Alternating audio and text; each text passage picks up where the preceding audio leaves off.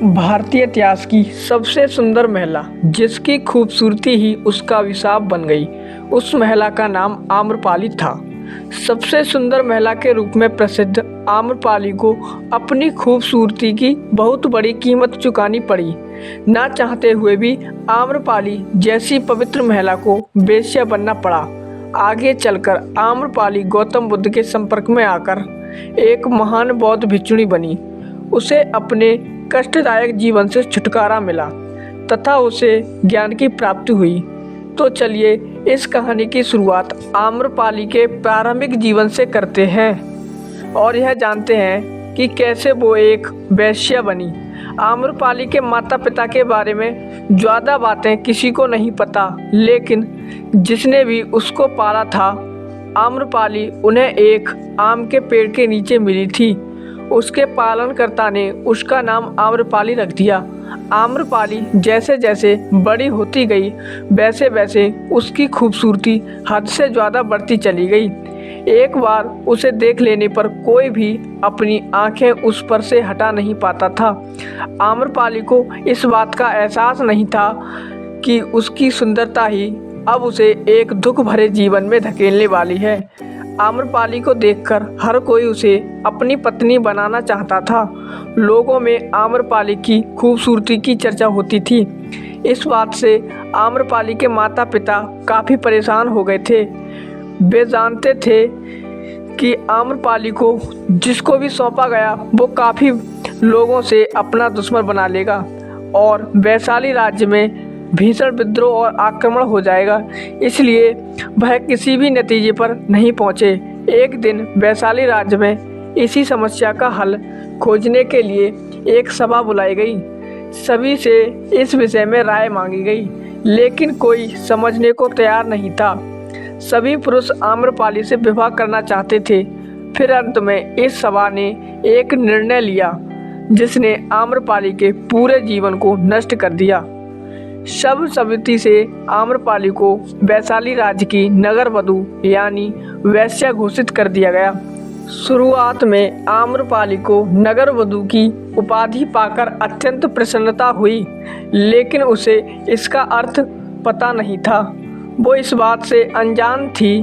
धीरे धीरे उसे यह पता चला कि वो एक वेश्या घोषित कर दी गई है, जिससे उसका हृदय पीड़ा से भर गया।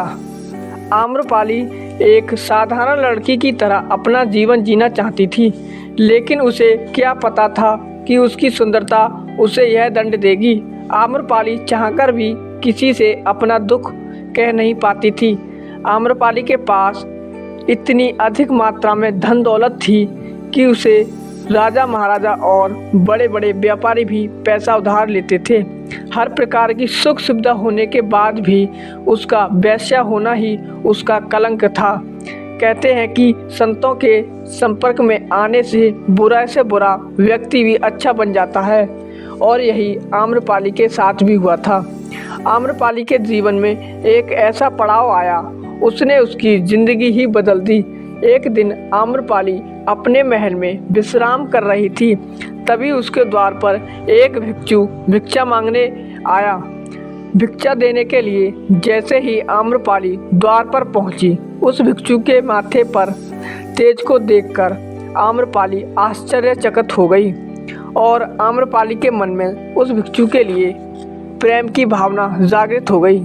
आम्रपाली ने उस भिक्षु से कहा कि कुछ ही दिनों में वर्षा ऋतु आरंभ हो जाएगी। मेरा आपसे आग्रह है कि इस अवधि में आप मेरे महल में ठहर जाएं। आम्रपाली के आग्रह पर उस बौद्ध भिक्षु ने कहा कि इसके लिए मुझे अपने स्वामी की आज्ञा लेनी होगी। देवी अगर वह सहमत हो जाते हैं तो मैं आपके महल में अवश्य ठहरूंगा। आम्रपाली के महल से लौटने के बाद वह बौद्ध भिक्षु सीधे महात्मा गौतम बुद्ध के पास पहुंचा और उन्हें सारी घटना विस्तार से बताई। महात्मा गौतम बुद्ध ने उस भिक्षु को आम्रपाली के महल में रुकने की आज्ञा दी, जिसे सुनकर सारे बौद्ध भिक्षु हैरान हो गए। गौतम बुद्ध से आज्ञा लेने के बाद वह भिक्षु आम्रपाली के महल में 4 महीने रहने के लिए पहुंच गया। भिक्षु के महल में जाने के बाद बाकी भिक्षुओं ने बुद्ध से इसका कारण पूछा तथा यह कहा भी कि आम्रपाली एक चरित्रहीन स्त्री है, आपको उस भिक्षु को वहां नहीं भेजना चाहिए था। इस पर गौतम बुद्ध ने अपने भिक्षुओं को समझाते हुए कहते हैं कि यदि मैं उसे आज्ञा ना देता तब उसके हृदय को आघात पहुंचता, क्योंकि उसका मन निर्मल है तथा मुझे यह विश्वास है कि इन 4 महीनों में वह आम्रपाली से बिल्कुल भी प्रभावित नहीं होगा। जहाँ तक कि मैं उसे जानता हूँ वह उसका धर्म अटल है, वह आम्रपाली के समक्ष आत्मसमर्पण नहीं करेगा। यह उसके परीक्षा की घड़ी है। हम सबको 4 महीने तक उसकी प्रतीक्षा करनी चाहिए। मेरा विश्वास है कि वो अपने विचारों पर अटल रहेगा।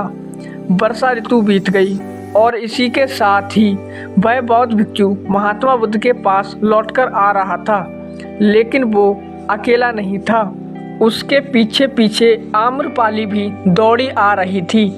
उसने बौद्ध विहार पहुंचकर सर्वप्रथम महात्मा बुद्ध को प्रणाम किया और उनसे बौद्ध भिक्षु बनने की आज्ञा मांगी। आगे आम्रपाली ने महात्मा गौतम बुद्ध के समक्ष अपने जीवन के परिवर्तन की कहानी बताई कि उसने 4 माह तक उस बौद्ध भिक्षु को कई बार रिझाने का प्रयास किया, लेकिन हर बार विफल हो जाती।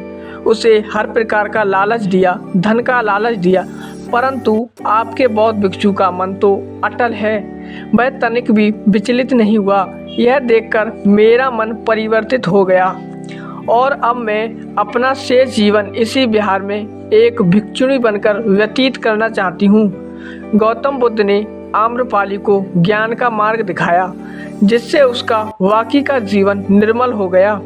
उसने मृत्यु तक पूरी निष्ठा के साथ सभी की सेवा की।